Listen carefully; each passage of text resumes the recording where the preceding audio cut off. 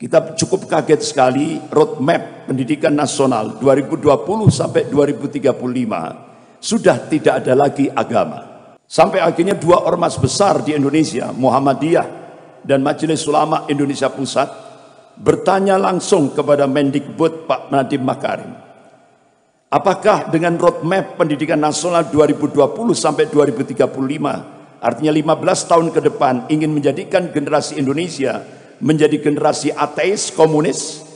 Tidak ada jawaban. Tapi akhirnya ujung-ujungnya muncullah sebuah peraturan pemerintah nomor 57 tahun 2021. Jadi standar pendidikan nasional sudah tidak ada lagi, yaitu mata pelajaran Pancasila dan bahasa Indonesia. Sudah dihapus. Bahkan Dirjen Kemendikbud mengeluarkan Kamus Sejarah Indonesia. Jadi sekarang Kamus Sejarah Indonesia tidak ada lagi tokoh-tokoh Islam seperti Muhammad Natsir, pencetus NKRI, itu sudah tidak ada lagi. Hadratus Syekh Hasyim Asy'ari sudah tidak ada lagi. Kiai Haji Wahid Hasyim dari Nahdlatul Ulama sudah tidak ada lagi. Kiai Haji Mudzakkir dari Muhammadiyah tidak ada lagi. Kiai Haji Agus Salim dari Serikat Islam sudah dihapus. Bahkan Buya Hamka sudah tidak ada lagi. Jadi yang dimunculkan kamus sejarah baru di Indonesia, yang dimunculkan oleh Dirjen Kemendikbud, ini justru DNID, tokoh-tokoh PKI dan beberapa tokoh-tokoh PKI yang lain. Inilah kamus sejarah Indonesia yang baru. Ini sangat membahayakan. Bahkan bapak-bapak, ibu yang dirahmati Allah, pakar-pakar seperti Profesor Salim Said, Guru Besar Ilmu Politik dan Ilmu Militer Universitas Indonesia, beliau memberikan statement di media. Jadi sekarang ini kader-kader komunis yang duduk di DPR RI, yang jumlahnya kurang lebih 200 lebih, sementara politisi Islam cuma 179. Nah, itu menurut Profesor Salim Said, mereka sekarang balas dendam dengan menggunakan kekuasaan, balas dendam terhadap kaum muslimin, Islam dan ulama. Kira-kira terasa enggak itu? Terasa sekali. Bahkan Profesor Nazaruddin Samsudin, Guru Besar Ilmu Politik Universitas Indonesia, tidak menutup kemungkinan Indonesia akan jadi Singapura kedua kalau umat Islam tidak bangkit. Bahkan mantan Ketua Penasihat KPK, yaitu Bapak Dr. Abdullah Ehamahua, beliau menyampaikan, minta kepada ormas-ormas Islam di Indonesia untuk siaga satu. Siaga satu. Kenapa kok siaga satu? Tinggal tunggu giliran untuk dihabisi. Pertama HTI sudah, kedua FPI. Nah sekarang targetnya Muhammadiyah. Habis itu Majelis Ulama. Bahkan di DPR RI penghapusan, artinya pembubaran Majelis Ulama sangat masif sekali, terutama kader-kader komunis yang ada di DPR RI.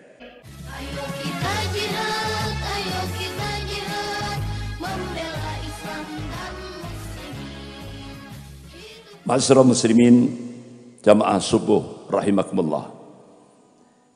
Problematika umat kontemporer, terlebih ketika kita mencoba untuk melihat potret Indonesia kekinian. Saat Indonesia berubah kiblat ke Cina, ada dampak, ada implikasi Polisos Hankam. Itu yang disampaikan oleh Staf Panglima TNI, yaitu Bapak Mayor Jenderal Aditya Warman Toha di Masjid Al-Azhar, Jakarta Selatan. Ma'asyiral muslimin, jamaah subuh rahimakumullah. Saat kita melihat Indonesia sekarang ini dalam posisi dilematis, saat bahkan ada sebuah nota diplomatik dengan kode referensi Beijing 1448. Di dalamnya isinya Kementerian Luar Negeri Cina dan Kementerian Luar Negeri Amerika sepakat untuk melakukan akselerasi, yaitu percepatan untuk menjadikan Indonesia menjadi sebuah negara sekuler. Dan ini kebalikan dari apa yang ada di Turki. Kalau di Turki dalam waktu 50 tahun berubah dari sekuler ekstrim menjadi Islami yang digerakkan oleh Presiden Turki Tayyip Erdogan. Bahkan beberapa tokoh-tokoh nasional dari Indonesia, salah satu di antaranya Profesor Didin Hafidudin, Rektor Ibnu Khaldun Bogor, terbang ke Istanbul, Turki, mencoba untuk bertanya langsung kepada Presiden Turki Tayyip Erdogan, apa kiat rahasia untuk merubah Turki dari sekuler ekstrim menjadi Islami. Ternyata ada tiga yang digerakkan oleh Presiden Turki Tayyip Erdogan. Yang pertama, gerakan sholat subuh berjamaah. Kemudian yang kedua, gerakan zakat, infak, dan sedekah. Kemudian yang ketiga, yaitu menyambung silaturahim, membangun silaturahim antara umara dan ulama, antara ormas-ormas Islam, tokoh-tokoh Islam, aktivis-aktivis Islam. Sehingga dalam waktu 50 tahun Turki berubah dari sekuler ekstrim menjadi Islami. Bahkan Turki sangat disegani di seluruh dunia sekarang ini. Beda dari Turki yang dulu. Tapi ketika kita melihat potret Indonesia kekinian, ini kebalikan dari Turki. Dari Islami akan dijadikan menjadi sekuler. Sehingga akhirnya kita bisa melihat perubahan ini tahap demi tahap, terstruktur, sistematis, dan masif. Saat Profesor Yudian Wahyudi diangkat menjadi Ketua Dewan Pembinaan Ideologi Pancasila, dari situlah start awal. Keluarlah sebuah statement, agama musuh terbesar Pancasila. Kalau dulu di Indonesia, itu komunisme, itu musuh terbesar Pancasila. Tapi sekarang agama itu musuh terbesar Pancasila. Bahkan kalau dulu kita lihat musuh terbesar Pancasila itu adalah PKI dan penista agama. Tapi sekarang yang kita saksikan justru penista agama dilindungi oleh negara dan digaji oleh negara. Sebagaimana yang kita saksikan mulai dari Ade Armando, Abu Janda, Denny Sirgar, dan beberapa yang lain. Bahkan Majelis Ulama Indonesia Pusat berkirim surat ke Bareskrim Mabes Polri untuk menangkap Ade Armando. Karena apa? Dia dengan terang-terangan melecehkan Allah, melecehkan Rasulullah, melecehkan Al-Quran, melecehkan Islam, melecehkan ulama. Itu sudah berapa tahun sampai sekarang tidak digubris gitu. Bahkan Ade Armando sampai sekarang dilindungi oleh negara, digaji oleh negara.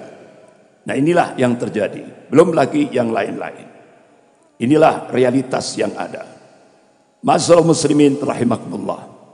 Bahkan statement terakhir Profesor Yudian Wahyudi sebagai Ketua Dewan Pembinaan Ideologi Pancasila, dia minta kepada seluruh umat Islam se-Indonesia untuk bergeser dari ketaatan pada kitab suci menjadi ketaatan kepada konstitusi. Artinya apa? Umat Islam di Indonesia ini diminta untuk mencampakkan Al-Quran dan As-Sunnah. Jadi taat kepada konstitusi ciptaan manusia. Itulah statement yang terakhir dari Profesor Yudian Wahyudi sebagai Ketua Dewan Pembinaan Ideologi Pancasila. Jadi benar-benar gerakan peminggiran agama sangat terstruktur, sistematis, dan masif. Bahkan sampai dalam lingkup pendidikan. Kita cukup kaget sekali roadmap pendidikan nasional 2020 sampai 2035 sudah tidak ada lagi agama. Sampai akhirnya dua ormas besar di Indonesia, Muhammadiyah dan Majelis Ulama Indonesia Pusat, bertanya langsung kepada Mendikbud Pak Nadiem Makarim, apakah dengan roadmap pendidikan nasional 2020 sampai 2035, artinya 15 tahun ke depan, ingin menjadikan generasi Indonesia menjadi generasi ateis, komunis? Tidak ada jawaban. Tapi akhirnya ujung-ujungnya muncullah sebuah peraturan pemerintah nomor 57 tahun 2021. Jadi standar pendidikan nasional sudah tidak ada lagi, yaitu mata pelajaran Pancasila dan bahasa Indonesia. Sudah dihapus. Inilah. Jadi tahap demi tahap gerakan peminggiran agama ini terstruktur, masif, tersistematis dan masif sekali. Bahkan Dirjen Kemendikbud mengeluarkan Kamus Sejarah Indonesia. Jadi sekarang Kamus Sejarah Indonesia tidak ada lagi tokoh-tokoh Islam seperti Muhammad Natsir, pencetus NKRI, itu sudah tidak ada lagi. Hadratus Syekh Hasyim Asy'ari sudah tidak ada lagi. Kiai Haji Wahid Hasyim dari Nahdlatul Ulama sudah tidak ada lagi. Kiai Haji Mudzakkir dari Muhammadiyah tidak ada lagi. Kiai Haji Agus Salim dari Serikat Islam sudah dihapus. Bahkan Buya Hamka sudah tidak ada lagi. Jadi yang dimunculkan kamus sejarah baru di Indonesia, yang dimunculkan oleh Dirjen Kemendikbud, ini justru DNID, tokoh-tokoh PKI, dan beberapa tokoh-tokoh PKI yang lain. Inilah kamus sejarah Indonesia yang baru, yang dimunculkan. Sehingga akhirnya beberapa ormas-ormas Islam protes, termasuk PBNU protes, tapi tidak digubris. Inilah yang terjadi. Jadi gerakan peminggiran agama ini benar-benar terus bergerak. Karena apa? Konsekuensi dengan nota diplomatik Beijing 1448, Indonesia wajib harus menjadi negara sekuler. Kalau Indonesia menjadi negara sekuler, otomatis komunis akan bangkit. Itu logika politiknya. Ma'asyiral muslimin jamaah subuh rahimakumullah. Bahkan kita cukup kaget sekali di Taman Mini Indonesia Indah dibangun monumen Laskar Cina Poh Antui, diresmikan oleh Menteri Dalam Negeri Pak Cahyokumolo. Pada saat peresmian itu disaksikan 9 naga dan Mendagri pidato. Dengan meresmikan Laskar Cina Poh Antui ini mengingatkan kembali siapa leluhur bangsa Indonesia. Jadi leluhur bangsa Indonesia itu Cina. Itu menurut Mendagri Pak Cahyokumolo. Sehingga akhirnya pakar-pakar sejarah di Jakarta, termasuk Pak Ridwan Saidi, itu budayawan Betawi, marah. Ini belajar sejarah dari mana Pak Mendagri ini? Marah betul. Bahkan beberapa tokoh-tokoh di Jakarta minta dihancurkan itu Laskar Cina Poh Antui, monumen Laskar Cina Poh Antui. Kenapa? Ternyata setelah diungkap sejarah, dan itu diungkap oleh Jenderal Ahana Sution, bahkan beberapa tokoh-tokoh yang sudah wafat, ternyata Laskar Cina Poh Antui itu diciptakan oleh penjajah Belanda untuk memata-matai pribumi, dipersenjatai oleh Belanda, penjajah Belanda. Bahkan Laskar Cina Poh Antui itu diperintah untuk menarik upeti terhadap pribumi, yang tidak mau langsung ditembak, dibunuh. Bahkan Laskar Cina Poh Antui melakukan yaitu pemerkosaan terhadap wanita-wanita pribumi. Dan itulah yang sejarah yang benar. Tapi sekarang dirubah jadi pahlawan. Begitu juga di Bandara Internasional Soekarno-Hatta Cengkareng dipasang baliho besar. Itu kalau pesawat landing itu nampak sekali baliho besar itu. Jadi nampak gambar Presiden Soekarno dan Hatta. Kemudian kanan kirinya pahlawan-pahlawan Indonesia. Sampai di tengah itu ada 2 tokoh Islam. Hadratus Syekh Hasyim Asy'ari, pendiri Nahdlatul Ulama. Kemudian Kiai Haji Ahmad Dahlan, pendiri Muhammadiyah. Tapi di bawah 2 tokoh Islam ini ada 2 foto, yaitu Musa dan DN Aidit. Jadi sekarang Musa dan DN Aidit dijadikan sebagai pahlawan. Astagfirullah. Sehingga akhirnya ormas-ormas Islam di Jakarta, tokoh-tokoh sejarah di Jakarta, minta baliho itu untuk segera diturunkan.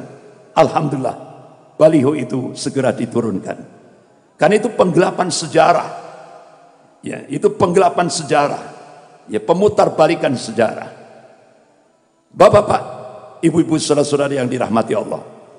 Bahkan hari Rabu 27 Mei 2015, Wakil Perdana Menteri Cina Liu Yangdong di Auditorium FISIP Universitas Indonesia di depan akademisi, mahasiswa-mahasiswi.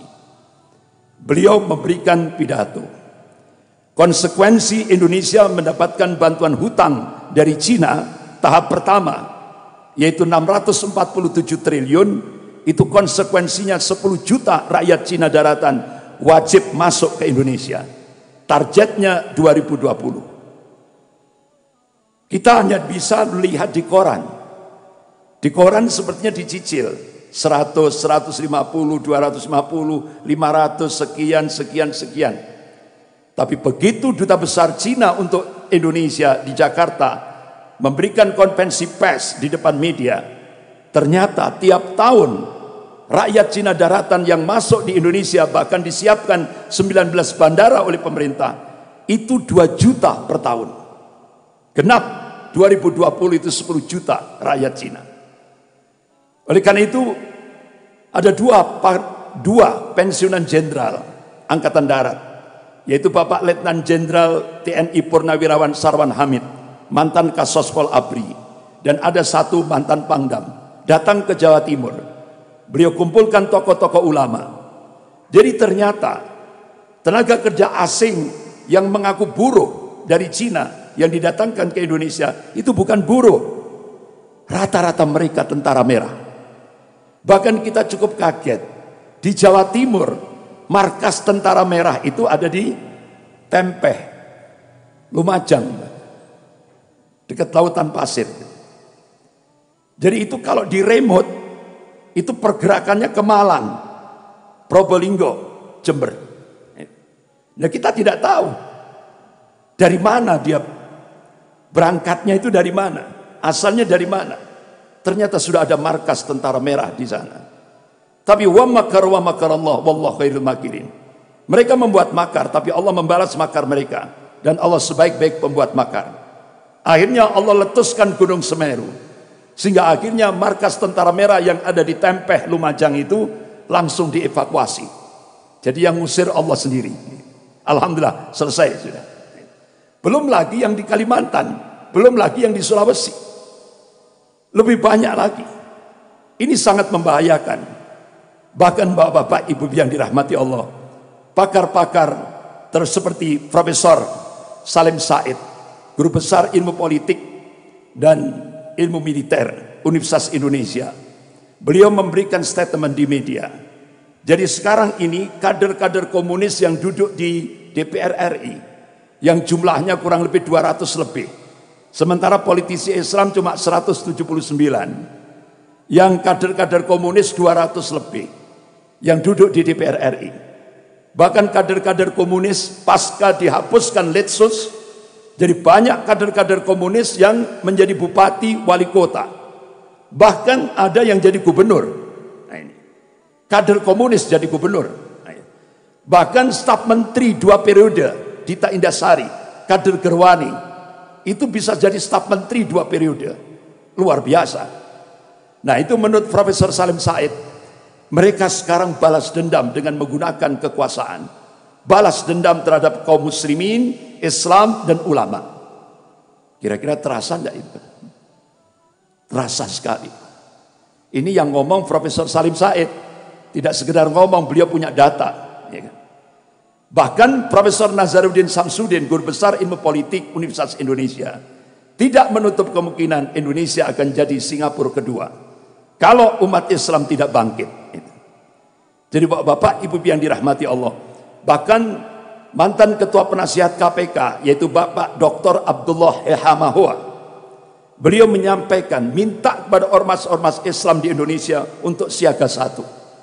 Siaga 1. Kenapa kok siaga 1? Tinggal tunggu giliran untuk dihabisi. Pertama HTI sudah, kedua FPI, nah sekarang targetnya Muhammadiyah, habis itu Majelis Ulama. Bahkan di DPR RI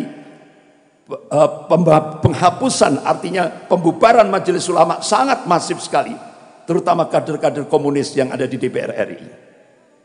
Nah, bapak-bapak, ibu-ibu, saudara-saudara yang dirahmati Allah, sekarang apa yang bisa kita perbuat ketika kondisi realitas Indonesia kekinian seperti ini, potret Indonesia kekinian seperti ini? Apa yang bisa kita perbuat? Allah Subhanahu wa taala memberikan solusi syar'i dalam surah Al-Imran ayat 139. Allah berfirman, "A'udzubillahi minasyaitonir rajim. Wala tahinu wala tahzanu wa antumul a'launa in kuntum mu'minin. Wala tahinu wala tahzan. Jangan kamu pesimis. Jangan kamu lemah. Jangan kamu merasa inferior. Jangan kamu merasa marginal. Wala tahzan, dan jangan kamu sedih. Wa antumul a'launa, sesungguhnya kamu itu tinggi. Coba kata a'la dalam bahasa Arab itu maknanya yaitu dalam bahasa Arab itu isim tafdil. Artinya yang disifati oleh ayat itu bisa tinggi, bisa unggul. Pertanyaannya, kalau kita korelasikan di Indonesia, kapan umat Islam di Indonesia itu bisa tinggi? Kapan umat Islam di Indonesia bisa unggul? Kapan umat Islam di Indonesia bisa punya al-izzah, kewibawaan?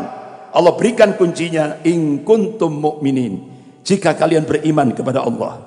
Artinya apa yang bisa kita perbuat? Dakwah tauhid harus terus kita gerakkan.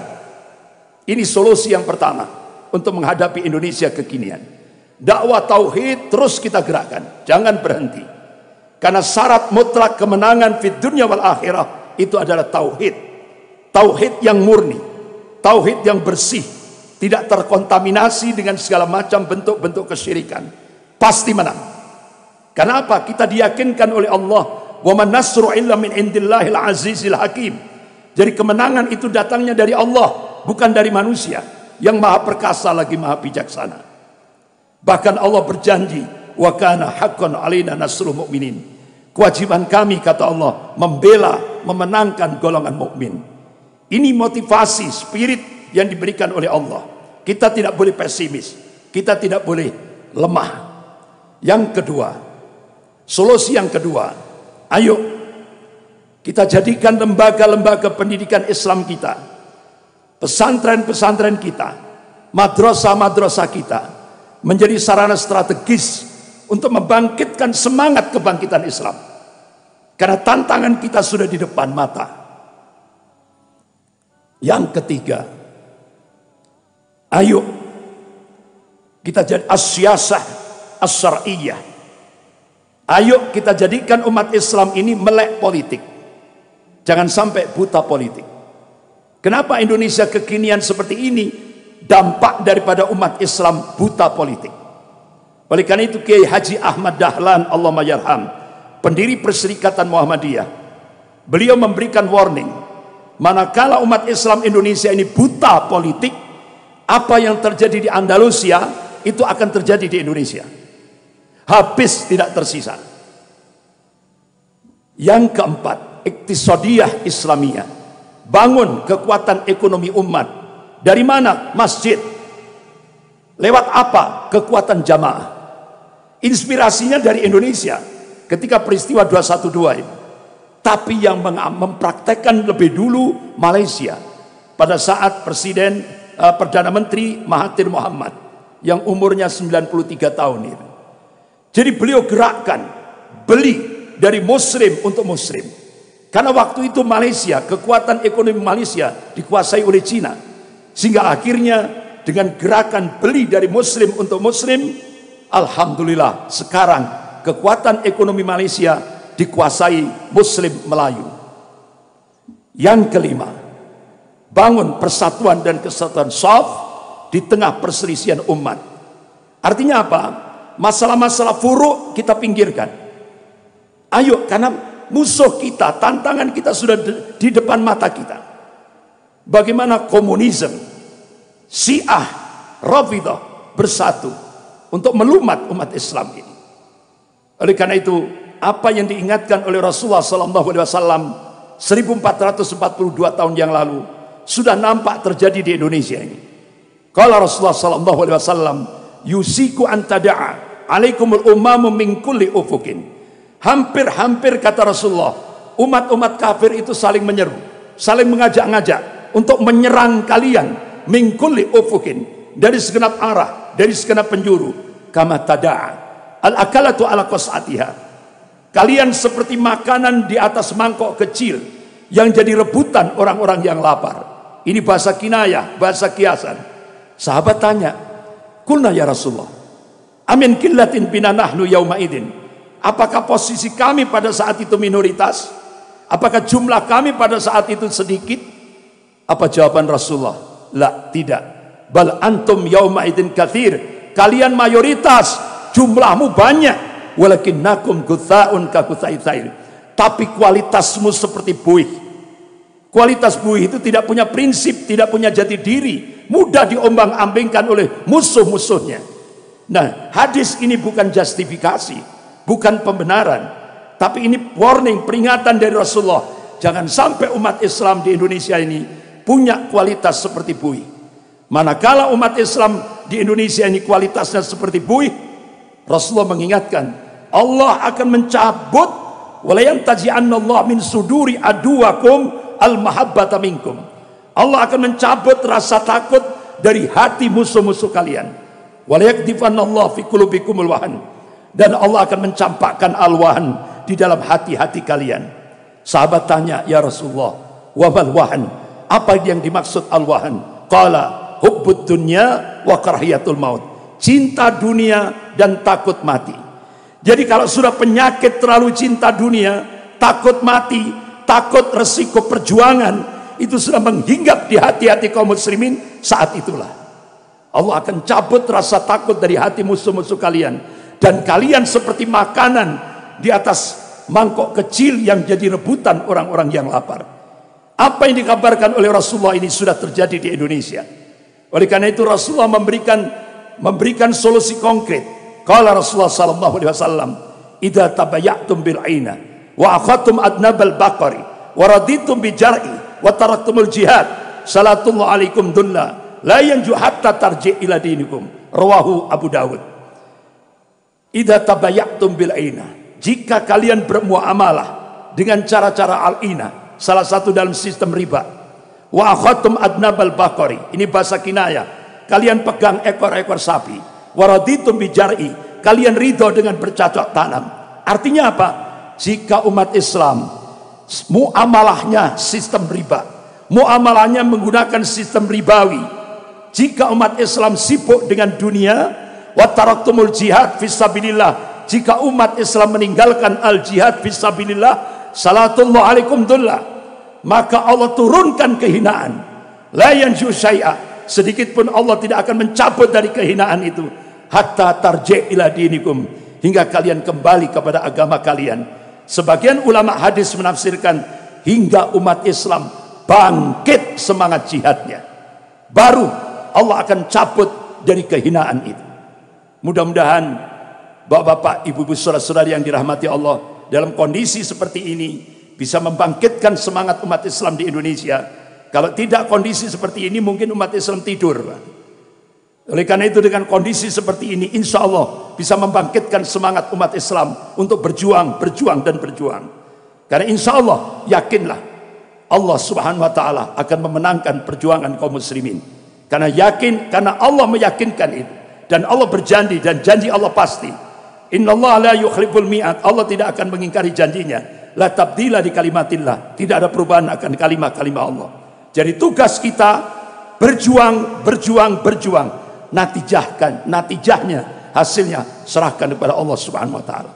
Mudah-mudahan insya Allah apa yang didoakan oleh para ulama seluruh dunia ketika istimewa di Timur Tengah 2024, itu beberapa tokoh-tokoh ulama berdoa kepada Allah, mudah-mudahan 2024 pemantik awal kebangkitan Islam global Allah akan munculkan dari arah timur, yaitu dari Indonesia.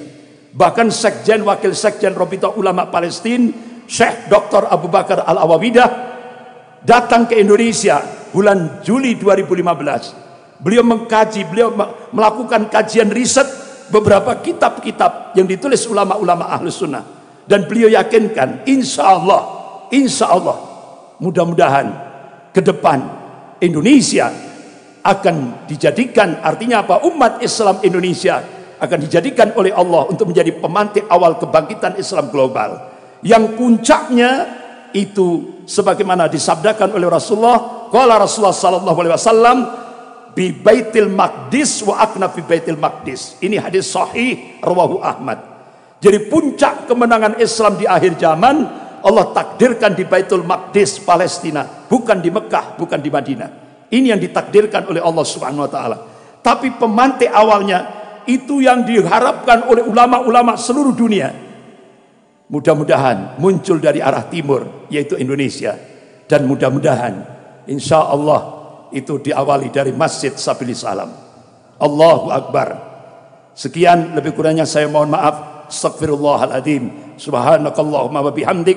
Asyhadu an la ilaha illa anta astaghfiruka wa atubu ilaik. Wabillahi taufiq wal hidayah. Wassalamualaikum warahmatullahi wabarakatuh.